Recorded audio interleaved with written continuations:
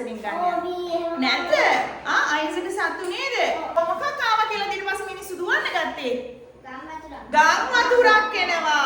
අපේ මාතෘකාව අහසහා පොළව නේද? අහසහා පොළව මාතෘකාව. මම පුතාලා මේ වාඩුවට කලින් මාතෘකාවක් දුන්නා මොකද්ද ලියන්නේ මාතෘ? හරි. දැන් මේ ලියපු දේවලුත් එක්ක ඔයාලට මොකද්ද ගම් වතුර කියන දේ දැනෙන්නේ? ලොකු බයක් දැනෙනවා ගම් වතුර. ඇයි ඔය ගම් වතුර ඇති උනේ එහෙනම්? වර්ෂාව නිසා. වර්ෂාව මොනම වෙලාද? සාමාන්‍ය වර්ෂාවක්ද? නෑ. උත්තර දෙන්න. අධික වර්ෂාව. මේ නිවසලින් අපිට වුණා අධික වර්ෂාව. එහෙනම් අහසින් වැටෙනවා පොළවට අධික මොකද්ද? වර්ෂාවක් පුතේ. මේ අධික වර්ෂාව. එතකොට අපි ඉන්නේ මේ ලංකාවේ නේද? මේ ලංකාව ඇතුලේ මොනවද ඔයාලට දකින්න පුළුවන්? ගංගා. very good. මොනවද තියෙන්නේ? ගංගා තියෙනවා. ඊට අමතරව ගව් තියෙනවා. දියැලි. ලස්සන දියැලි තියෙනවා නේද පුතේ? දියැලි තියෙනවා. මේ අමතරව මොනවද මේ දියැලි වලින් වැටෙනවා? කඳු. මේ දියැලි වලින් මොනවද පුතේ වැටෙන්නේ? මේ කඳු වලින් වැටෙන්නේ මොනවද? දියැලි. ඊට පස්සේ මෙන්න මේ ගංගා තියෙනවා ආයේ මෙන්න මේම දියැලි වලින් වතුර වැටිලා බෑබට ගංගාවලටනේ ගංගාවලට එකතු වෙනවනේ ගංගාවලට එකතු වෙලා අවසානයේ කොහෙද එකතු වෙන්නේ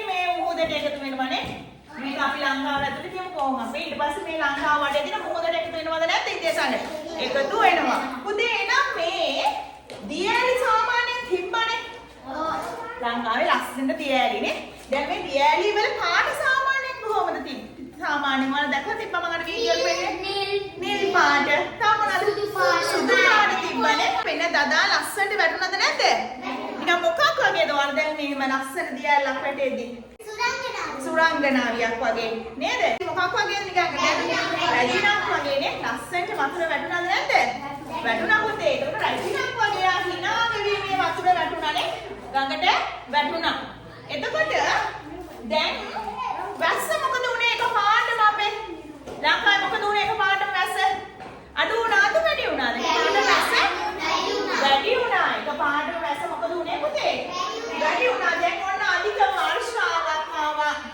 නේද අධික වර්ෂාවක් ආවා දැන් මේ අධික වර්ෂාව නිසා දැන් ඔන්න අධික වර්ෂාව දැන් හොඳටම අධික වර්ෂාව මේ අධික වර්ෂාව නිසා මේ දියැලි මොකද උනේ පුතේ?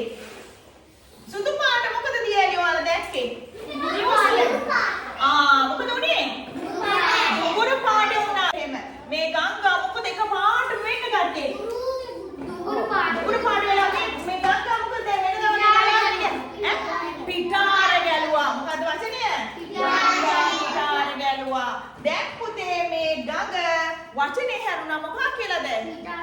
නෑ මොකක්ද දැන් කියන්නේ මේකට මොකක් රාක්ෂයෙක් වගේ වුණා මොකක් ආවා කියලා ඊට පස්සේ මිනිස්සු දුවන්න ගත්තේ ගම් වතුරක් එනවා බුදු අම්මෝ ගම් වතුරක් එනවා ඉක්මනට දුවන්න නේද එහෙනම් මේ අධික වර්ෂාව නිසා මෙන්න මේ වතුර දැන් දියැලි වලින් වැළලා දියැලි වලින් සම්පූර්ණ රාක්ෂයෙක් වගේ වතුර වැටලා ගංගා පිරීලා දැන් ගංගා කඩාගෙන යනවද නැද්ද කඩාගෙන යන්නේ මේවට තමයි ඊට පස්සේ කියන්නේ මේවා දැන් ස්වභාවික විපත් මොනවද මේ ස්වභාවික විපත් අපිට පුළුවන් ද ස්වභාවික විපත් නතර කරන්න බෑ අපිට පුළුවන් ද වැස්ස අනේ වැස්ස ඔයා වහින්න එපා අනේ වහින්න එපා මේ අපේ ගඟ පිටාර ගලන්න යන්නේ මම ඉන්නේ මේ ගඟ එහා පැත්තේ මම මේ ගයක් හදාගත්තා අනේ මේ වැස්ස මේ ගම් වතුර මේ අනේ ඔයා වැස්ස නතර වෙන්න කියලා අපිට නතර කරන්න පුළුවන්ද බෑ අපිට නතර කරන්න පුළුවන්ද බෑ නේද වැස්ස නතර වෙන්න වැහි බලාවන් දෙන්න යන්න එහෙම කන්නේ ලව් කරනවා ඔෆිස් එකට යන්න අම්මා මං එන්න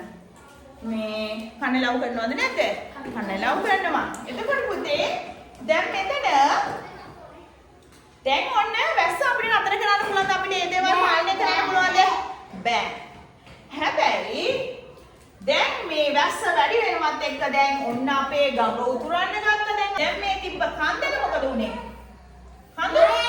නාය යනවා අන්න කඳු වැටෙනවට මොකද්ද කියන වචනේ නාය යනවා පුතේ එහෙනම් ස්වභාවික විපත් ඇති වුණා දැන් ගම් වතුර ඊට පස්සේ නාය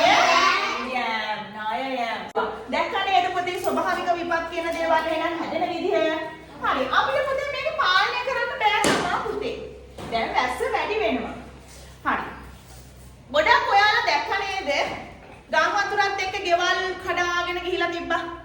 කොයි ආසන්න ප්‍රදේශද නිකන් වාට ඇහුනේ? මහනුවර දිස්ත්‍රික්කය. තව කොහෙද? ත්‍රිකුණාමලය. බදුල්ල. පොළොන්නරුව තිබ්බද? තව කොටා බලන්න මේ මහනුවර ත්‍රිකුණාමලය බදුල්ල කිව්වහම ඒ පැත්තේ වැඩිපුරම මොනවද තියෙන්නේ? බදුල්ල දිස්ත්‍රික්කේ? කඳු මොනවද තියෙන්නේ? කඳු. ඒ කියන්නේ ලංකාව ගත්තොත් මේ මැද මැදම කඳු කරේනේ. කඳු තියෙනවනේ. කඳු වැඩිපුරම මහනුවර පැත්තේනේ. කඳු මැදම කඳු කරේ කඳු පැති තමයි ගොඩක් මේ විනාශයටපත් උනේ. ඊට අමතරව අනුරාධපුරයේ අපේ කොයි ප්‍රදේශද? දැන් අපි අනුරාධපුරයේනේ. විහාර පැත්තේ යට වුණා. ඒ කොහෙද මේ? ඒ හරියට ඇයි යට වෙන්නේ? හේතුව මොකක්ද? ඔය කඩන්නේ. මල්වතු ඔය ආරංචි වුණා නේද? මල්වතු ඔය කඩාගෙන ගියා කියලා. එහෙනම් පුතේ මේ මල්වතු ඔයකට අපි මතකද ඉගෙන ගත්තා? වතුර එනවා කියලා මේ කඳු කර වලින් දියැලි වලින් එන වතුර ගංගා වලින් දැහැලා මල්වතු වලින් දාගෙන යනවා. එහෙනම් එහෙන් එන වතුර මල්වතු ඔය වැඩි වෙලා තමයි එහෙනම් අපේ ඔය මල්වතු ඔය ආසන්නයේ වතුර කඩාගෙන ගිහිලා ගම් වතුර ඇවිල්ලා ඒ ආසන්නයේ ගෙවල් කඩන්නේ. එහෙනම් මේ වැව් ආසන්නයේ මේ ඔයවල් ආසන්නයේ කඳු ආසන්නයේ ගෙවල් හැදීම සුදුසුද නැද්ද? නාය දැන් මේ කඳු මල් වතුර දැන් මේ ගංගා ආසන්නයේ ගඟක් හරස් කරලා දැන් මේ එන ගඟක් වහලා මම ගයක් හදනවා. ඉදිකිරිම ලොකු හෝටලයක් ගහනවා. මෙතන හරි ලස්සන ප්ලේස් එකක් කියලා මම මෙතන ලස්සන හෝටලයක් ගහනවා. මම මේ දැන් මම හොඳ ව්‍යාපාරෙ මම හොඳ සල්ලි හම්බුනහම මම ලොකු ලොක්ෙක් වෙනවනේ. ඒකට ඉතින් මම හරි ආසයි කන්දක් උඩ ලස්සන ජීවත් වෙලා නේ. ලස්සනට ගඟක් යද්දි ඒ ගඟ ළඟ හොඳට නේද? මම ඉතින් මේ ගඟ පොඩ්ඩක් හරස් කරලා පාලම මේ හරියට මම හෝටලයක් ගහගන්නවා. නේද? ලස්සනට සිමෙන්ති ගහලා මොකද? පස්ස මොනවා එතකොට මේ මම කරපු දේ හරිද වැරදිද? වැරදි. මොකද වෙන්නේ දැන් වැස්ස වැඩි වුණා නම් මේ ගොඩනැගිලි මොකද වෙන්නේ මේවා ආස්වාදනයක් වෙන්න ගන්නවානේ. එහෙනම් අපිම මේ පැත්තේ මේ කඳු වල ගෙවල් හැදීමේ මොකද වෙන්නේ මේවා නාය යනවද නැද්ද? නාය යනවා. මේ කඳු වල අපි දැන් මේ අපේ තනිතලාපීම් වල නැතුව අපි මේ කඳු වල මිනිස්සු ගෙවල් හදන්න ගන්නවා. එතකොට මේ කඳු මොකද වෙන්නේ? පාංශුපාදනය වෙලා මේ දියැලිය මොකද වෙන්නේ? අර වගේ මොන වගේ වෙනවද? පිටාර ගන්න ගන්නවා. දියැලි කැඩෙන්න ගන්නවා නේද? මේ දියැලි වල කවුරු වගේද දැක්කේ එතකොට? රාක්ෂේක් වගේ නිකන් මොන වගේද යන්නේ? මොනවද නිකන් අර නපුරකින් කියනවා වගේ නේ. දැක්කේ නැද්ද මේ වීඩියෝ වල නපුරු රාක්ෂේක් වගේ නේ. එයා හරි වේදනාවෙන් වගේ නේ. අර සුදු පාටට වැටුණු දියැල්ල තනිකරම දුඹුරු පාට වෙලා නේ.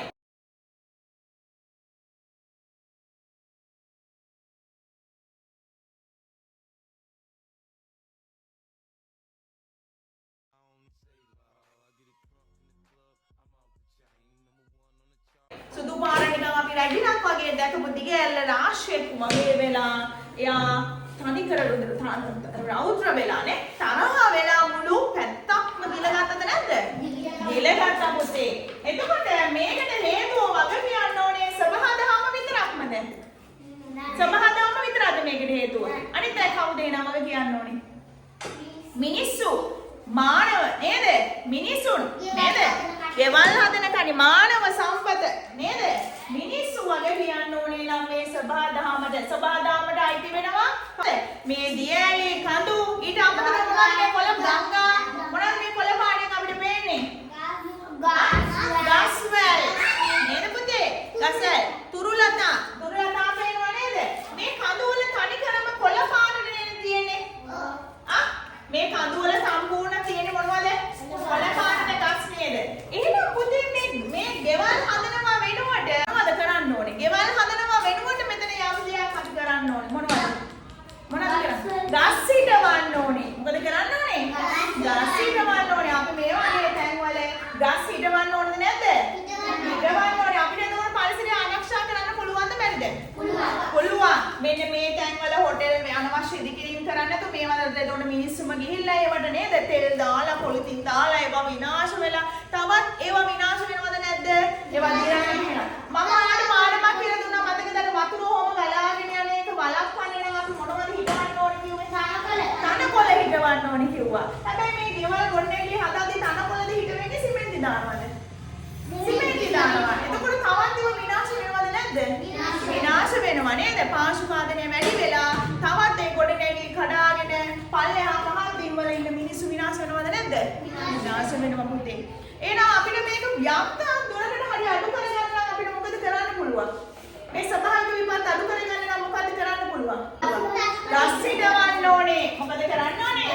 ගස් හිටවන්න ඕනේ නේද?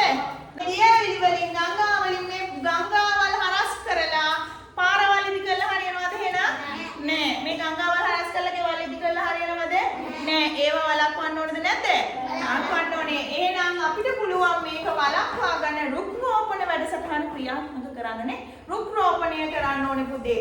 දැන් අපේ පැත්තේ කන්දා මේ ගංගාවල් නෑ, මේ දියැලි නෑ, මේ කඳු නෑ. ඒ නිසා අපිට ගම් වතුර වලින් බලපෑමක් නෑ කියලා අපි ගස් හිටවන්න නැතුව හිටියොත් හරියනවද?